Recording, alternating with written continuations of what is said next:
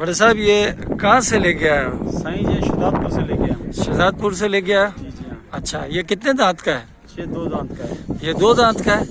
तो 2 दांत के जो ऊँट होता है उसकी कितने साल का होता है? ये 5 साल में। 5 साल में 2 दांत का हो जाता है।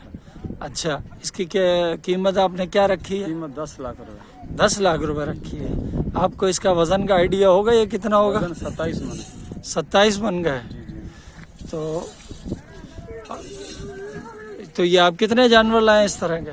25 दाने हैं। 25 दाने माशाल्लाह से। चले, आपने अपना नाम क्या बताया? अब्दुल रहीम। रहीम भाई, ये अभी तक इसकी कोई कीमत आया, घाघ आया अभी आपके पास? फिर कार आए हैं 7 के 8 के मांग रहे हैं। अच्छा अच्छा, लेकिन ये इतने का जानवर नहीं है। जी इतने का। चलें, सही है, आपकी बहुत मेहरबानी। हम आगे भी देखते हैं, फिर आगे और से बात कर लें।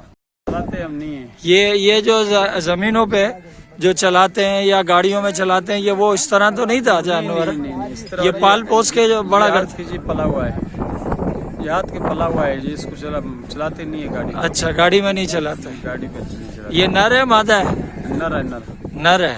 अच्छा, ये ऊँटों की नस्ल में नर की वैल्यू ज्यादा होती है या मादा की? नर के नर। नर की ज्यादा होती है, जैसे बकरे की और इनकी वैल्यू होती है। जी जी।